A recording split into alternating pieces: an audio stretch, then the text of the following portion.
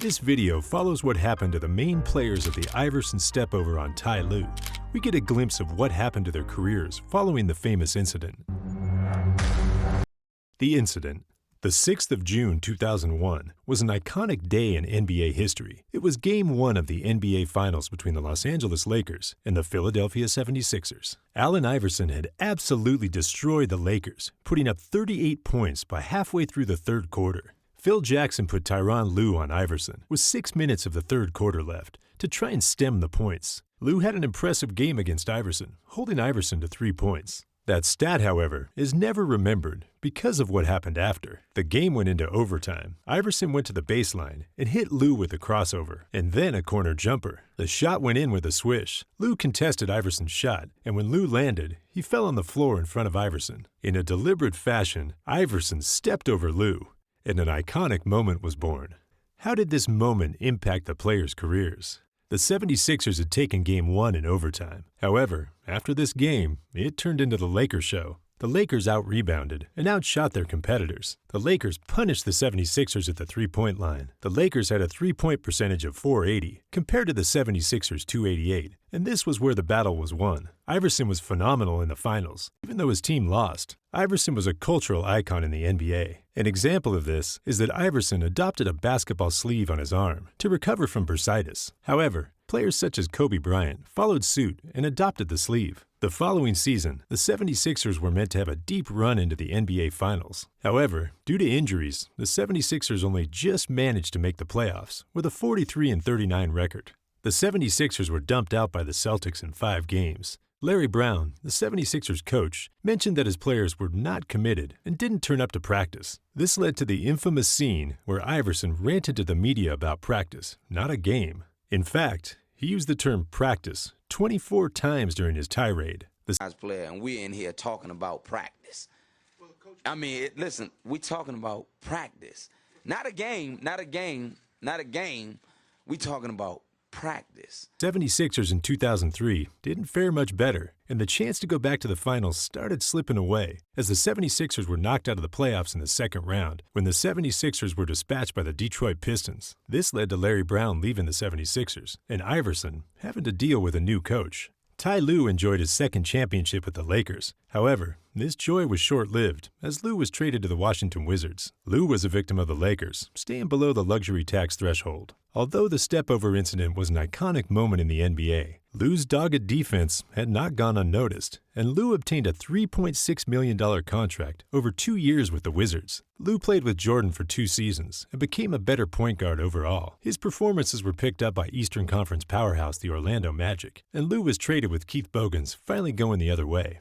Career trajectory. Iverson became the Team USA co-captain at the 2004 Athens Olympic Games. However, in the NBA, Iverson wasn't having much luck with 76ers interim coach Chris Ford, with Iverson receiving fines for missing practice. Jim O'Brien was brought in as coach of the 76ers. There was a resurgence with Chris Webber, Andre Iguodala, and Iverson taking the 76ers to the playoffs. However, the 76ers were dumped out by the Detroit Pistons, who were now managed by Larry Brown. Tyronn Lue was struggling as well. His addition to the Magic was meant to be the missing piece, which would get the Magic on deep playoff runs. However, the Magic ended up with a 21-61 record. There was a wholesale change at the Magic, with Lue, Tracy McGrady, Juwan Howard, and Reese Gaines being traded to Houston for Steve Francis, Cuttino Mobley, and Kevin Cato. Houston had a large amount of guards, and Lue's court time decreased, and he was traded halfway through the season to the Atlanta Hawks.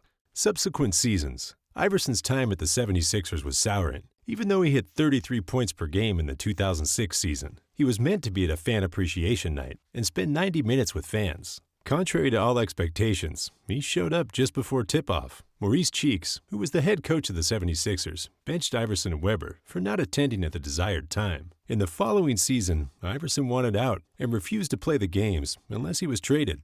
The 10-year love affair with Philadelphia had come to an end. Iverson was traded to the Denver Nuggets, who now had the #1 leading scorer in Carmelo Anthony and the #2 leading scorer in Allen Iverson.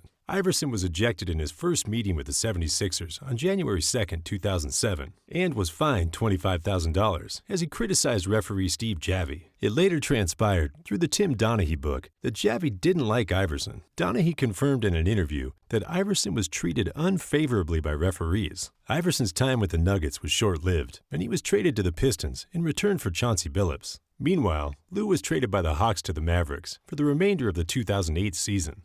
Retirement. In the offseason, Lue was picked up by the Milwaukee Bucks, and in February 2009, Lue was traded back to the Orlando Magic. The Magic made the NBA Finals, where they came up against the Los Angeles Lakers, and the Magic lost by 4-1. Lue retired with 2 NBA championships to his name. Iverson has reoccurring back problems and was deactivated from the roster, something that Iverson detested. In September 2009, Iverson signed a 1-year contract with the Memphis Grizzlies. Iverson was used as a bench player and made no attempts to conceal his disdain over this. In November 2009, his contract was terminated by mutual consent. It was touted in the media that Iverson would retire. This led to the 76ers coming in for Iverson on a 1-year deal. Iverson left the 76ers in February 2010 to look after his daughter. Only in later years did it become public knowledge that his daughter had Kawasaki disease. Iverson finished in the NBA as an 11-time All-Star, 4-time scoring champion, 7-time All-NBA team, the 1996-97 Rookie of the Year, and the 2000-2001 MVP. He briefly played for Turkish team Beşiktaş, but had to retire with a calf injury. Halfway through the season, Allen Iverson's jersey was retired by the 76ers. Post-retirement. In retirement, Iverson has forayed in business ventures with fellow NBA legend Al Harrington. Following his retirement, Lue joined the Celtics as Director of Basketball Development and stayed in this role for 4 years. After a brief stint with the LA Clippers, Lue joined the Cleveland Cavaliers as an assistant head coach. In 2016, Lue was named as the head coach of the Cleveland Cavaliers. He had an impressive season with the Cavs and brought the team back from being down 3-1 in the finals to win the NBA Finals. It was the first NBA championship for the Cavaliers. Lue was named as the best manager. The Cavs made the finals for 2 more seasons, but lost both times to the Warriors. Lue took a leave of absence in March 2018 due to a reoccurring chest pain. When Lue returned at the beginning of the 2018-2019 season, he was fired for a poor start to the season. Lue worked with the Clippers as an assistant head coach, and when Doc Rivers was fired, Lue was promoted to head coach. The step-over was an iconic moment in the history of the NBA. It did not, though, alter the course of the players' careers significantly. Iverson remained a cultural icon of the NBA, and his years in the league continually reinforced his reputation. Tyronn Lue never reached his full potential, but went on to become a phenomenal coach and led the greatest NBA Finals comeback of all time. What is important is that step-over will live forever as an iconic moment in the NBA.